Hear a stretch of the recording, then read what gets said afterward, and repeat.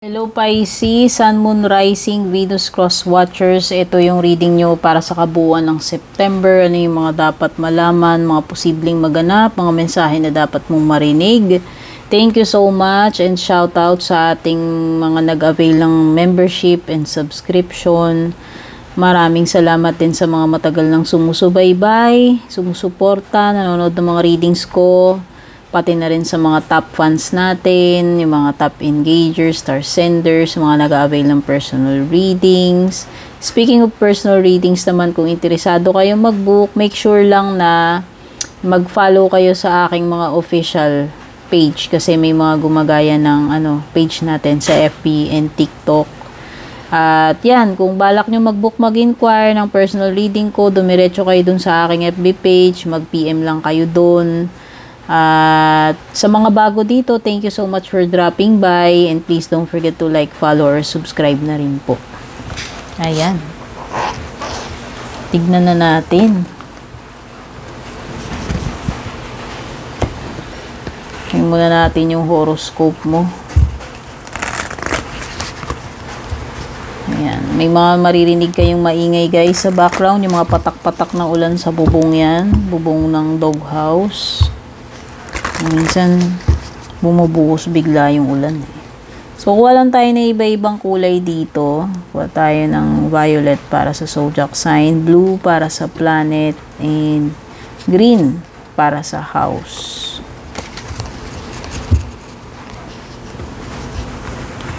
Lumitaw na zodiac sign dito is Scorpio. Energy ni Scorpio, energy ni Venus, and energy ng second house.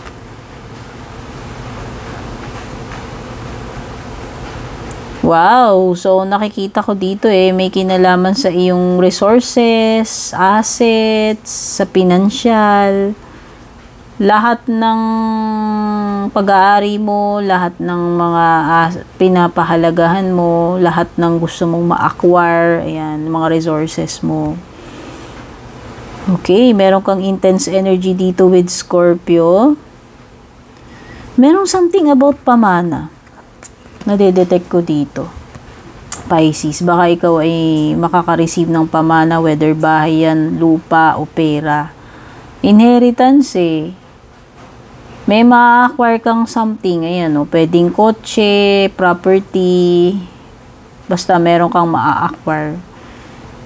Most likely, something na ipapamana sa'yo, ipapasa, or pwedeng napanalunan mo kung seswertihin ka. Basta, hindi ito something na baka naman may bibilin ka. Ayan. May specific dito, property, bahay, pera, or sasakyan.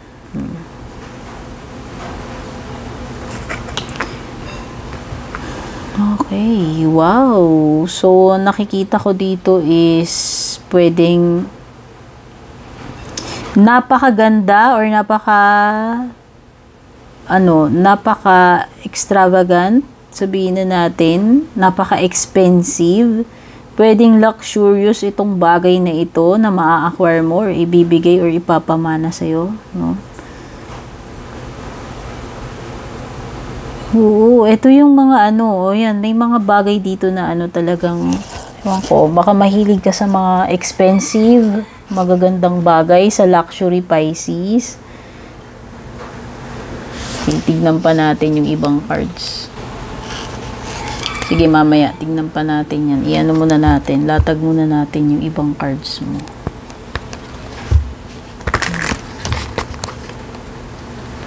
Bagong wheels o chikot. Basta parang may sasakyan dito Wow, happiness. Mukhang magiging very, very happy ka talaga, Pisces. Kasi meron kang something na marireceive, ma-acquire, mabibili. Kung hindi man yan ipamana sa'yo, ipasa, ipag-ibigay, pwedeng ito ay something talaga na bibilhin mo. May bagong acquisition ka na naman ngayong September.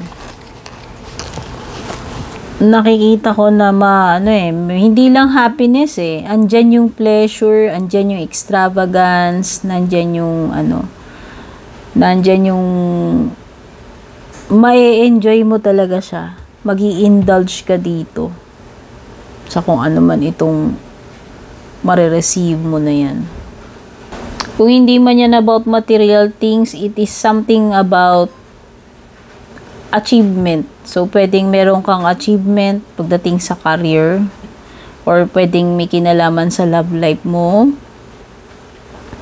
Baka yung iba dito, meron kayong achievement as a couple, or merong something na na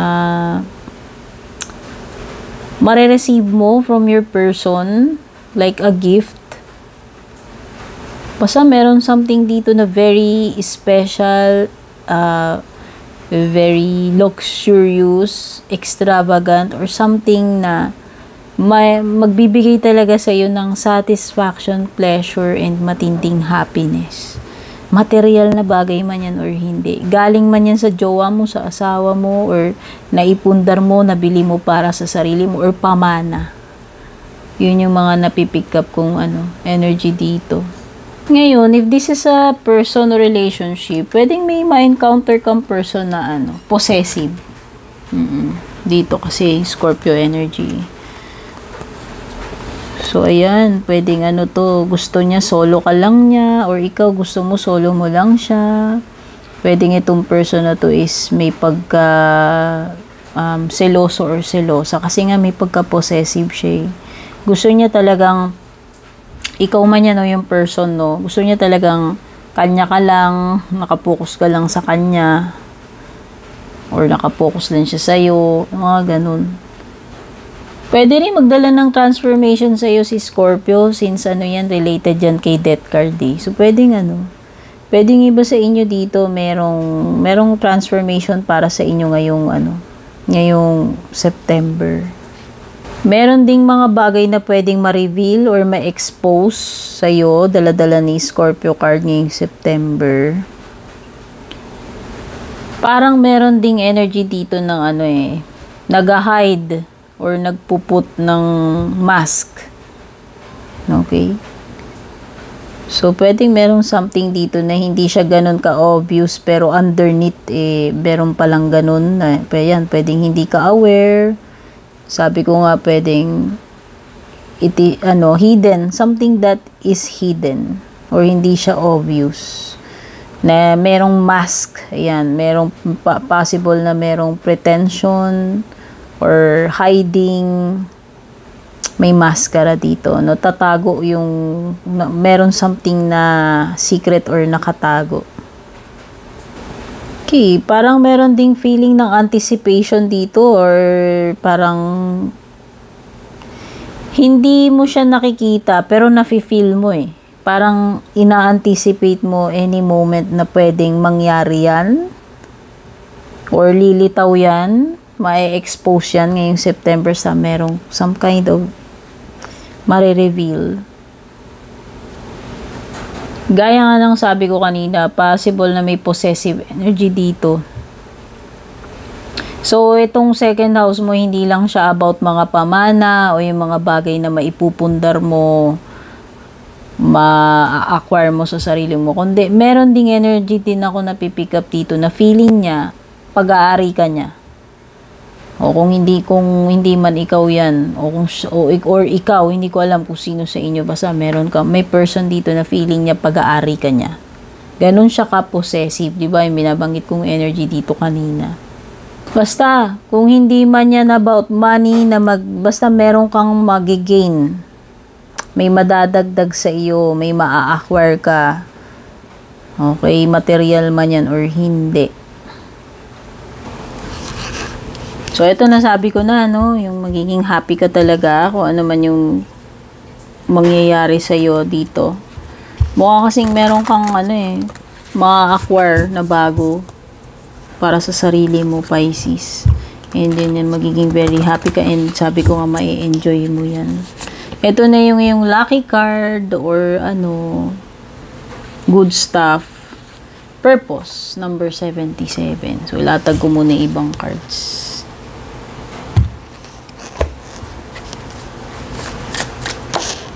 Hindi pala kita. Hindi kasya lahat. Malalaki kasi. Okay, meron ka ring dito. Charity. Uy. Charity. O baka, ikaw ay taong matulungin. Mahilig kang mamigay, very generous ka, Pisces. Either ikaw yung magbibigay, magiging charitable dito, mamimigay, or ikaw yung makaka-receive out of charity. Kasi parang, sabi ko nga, parang may marireceive ka rin dyan eh. Either ikaw yung makaka-receive or ikaw yung magbibigay. Paparating sa iyo, ayan, personal strength, peace that assures success. So, hindi lang happiness, hindi lang itong mga bagay na ito na may maa-acquire ka, meron ding success na paparating sa iyo. Yan pa natin yung mga tarot cards.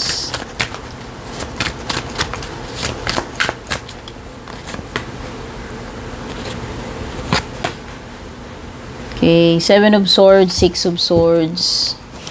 Swords, no? Malakas yung energy ng Swords. So, na natin, banggitin ko na sa lahat ng mga signs na lumalabas dito. Merong Scorpio, merong kang Cancer, merong Aquarius. Strong energy ng Aquarius, no? So, strong energy ng water sign, which is Scorpio and Cancer, and then strong energy ng air sign, Aquarius. Pagdating naman sa mga numbers na lumilitaw dito, meron kang number 2, meron kang number 14, meron kang number 77, which is your lucky number. Dito sa reading na ito, meron ka ring number 4, number 7, at saka number 6. Yan, sa mga mahilig sa lucky numbers dyan. Hugot din tayo pagdating sa love life mo. Okay, bago natin i-discuss yung ibang cards na remaining. Hugot muna tayo pagdating sa love life mo. Pain, emotional storm. Ay, naku. Okay.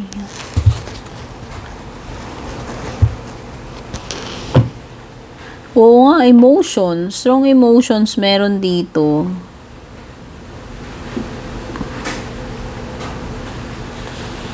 Pagiging unstable pagdating sa love life mo, no?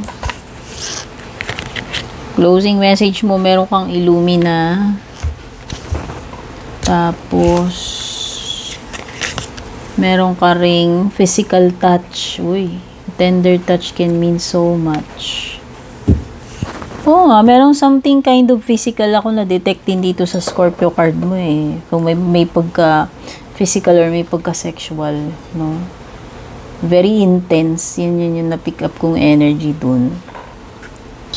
So, itong number 77 mo, which is good stuff or lucky card mo, is about a wake-up call. Spiritual wake-up call. May binabanggit dito about, an awakening. Merong mga miracles na pwedeng mangyari sa iyo ngayong September. Pwedeng may mga upheavals na iyong malalagpasan. Oo, kakaharapin mo, upheaval eh. Ibig sabihin, pwedeng may encounter kang mahihirap na sitwasyon. O medyo intense na mga sitwasyon. Okay. Pero yun na nga, huwag kang mag-alala kasi merong some kind of miracle to the rescue. Kung meron mang mga upheaval, may katumbas na mga miracles yan na darating sa iyo ngayong September. Okay. Andyan din yung iyong andyan din yung support. So, in times na kailangan mo ng miracle, ng support, so mga time na hindi mo ine-expect,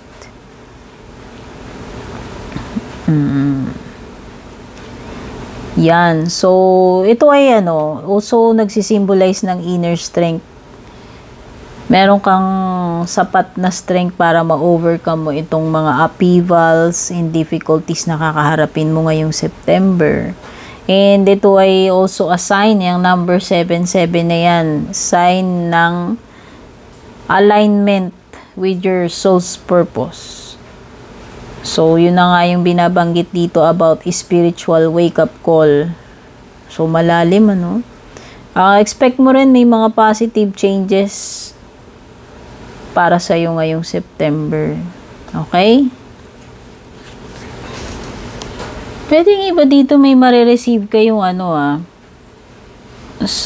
charity from an institution. So, hindi ko alam kung if this is non-government organization wherein meron kang marireceive na assistance or tulong or pera, hindi ko alam eh. Merong some kind of charity or assistance na matatanggap mo from an organization or institution. Private man yan or government. Yan, pwedeng ito may mga charity event, baka may, yun nga sabi ko, baka kayo ay very generous, charitable. So, ito yung yung mga times na nagbibigay ka ng tulong ng walang kapalit, Pisces, or makaka-receive ka ng kung ikaw man yung makaka-receive yun or magbibigay. Ano man yung tulong na yan, ano man yung marireceive mo na yan is wala, naputol na naman yung pagbibideo ko, guys. Sinutopak na naman tong ko, pang video ko. No? So, yun na nga, ano man itong marireceive mo kung ikaw man yung makaka-receive. Out of charity to. Walang kapalit, walang bayad. Okay? For free.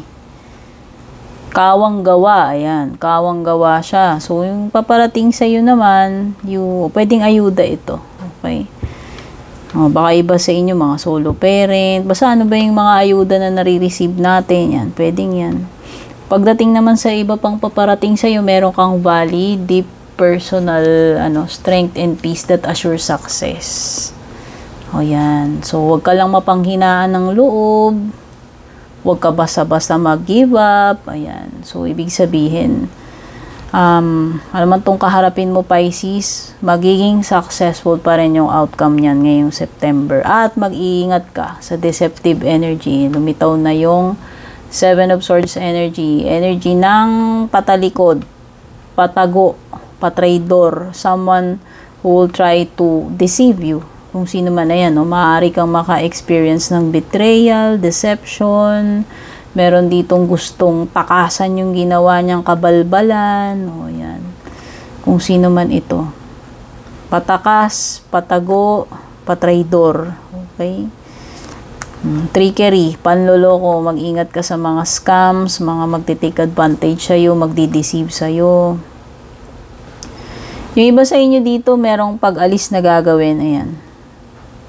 You are turning your back, kung ano man ito, na tinatalikuran mo, iniiwan mo na, mag-move forward ka na, or pwedeng ito ay sign ng paglipat. Yung iba sa inyo, baka meron kayong lilipatan, pwedeng lilipat ng tira, lilipat ng partnership, lilipat ng trabaho, pero ano't ano pa man, ang ibig lang sabihin nito, pwede kayong merong pinagdadaanan. And ang pinakamagandang promise nitong card na to, Pisces, is makakahanap ka ng better na malilipatan mo. Sabi ko nga, ano man tong paglilipat na to, paglilipat man ito ng partnership, ng tira, ng trabaho, etc. Ibig sabihin, iigi yung mga bagay-bagay, makakahanap ka ng mas better, mag-i-improve yung kalagayan or situation mo. At pagdating sa love life mo, yung iba dito, ayan, merong nasasaktan. Bahala na kayong mag-relate, mag-tag ko alin yung energy nyo dito, ha. Tagabasa lang ako kung anong mga napipick up ko. Merong energy dito ng nasasaktan or masyadong apektado, ayan. Affected much, ayan. Ikaw ba to o si person? Meron ding energy dito ng takot. Yung iba takot kayong masaktan or takot magtiwala. Basta kung ano man ito, merong some kind of emotional pain or trauma, or hindi ko alam kung may mga problema kayo ngayon netong person mo, wherein pwedeng pareho kayong nasasaktan or yung isa lang yung masyadong affected. Okay? At pagdating sa mga closing messages mo, meron ka ditong Illumina. Sinasabi dyan, a great celestial light shines on your life. Allow the brilliance of the cosmos to fire your inspiration. Be open to an epiphany. Epiphany. Parang ano to? Para siyang judgment card or the tower. Meron awakening talaga, dear. Totoo yan, Pisces. Ayan yung spiritual alignment or awakening mo. Binabanggit din yan dito kasi may epiphany. Mukhang meron kang something na matutuklasan or parang merong something ngayong September na mabibigyan ng kaliwanagan para sa iyo, Pisces, na magliliwanag na yung isip mo about an issue or a situation na kailangan ng answer, no? Yan, maging open ka daw sa kung ano mang epiphany itong paparating sa iyo. Allow light to shine into all dark corners. So, yun na nga, merong mai-illuminate. Merong mabibigyan ng kasagutan or kaliwanagan dito. Okay. Open your being to the divine and sacred in all that surrounds you. Allow it to permeate the very core of your being. Wow. Spiritual awakening to Pisces. Divine light pervades me. Yan yung affirmation mo. At para sa final card for this reading, physical touch. A tender touch can mean so much. Wow, merong something physical talaga. Yan yung na-detect ko dun sa Scorpio card mo. No, na ano lang yan. Kumbaga, a simple touch or gesture, pero it is, nag-i-indicate siya ng, malalim na meaning. Kahit gaano ka-simple lang yan, kahit na a kiss lang sa noo, or holding hands. Kumbaga, merong special or mas malalim na meaning itong gesture na ito, whether ito ay manggagaling sa iyo or marireceive mo from someone who is special. Okay, Pisces, ito yung kabuuan ng September reading mo, yung mga energies na na-pick up natin. Sana kahit papaano makatulong sa iyo itong reading na to. Take care, God bless, babush.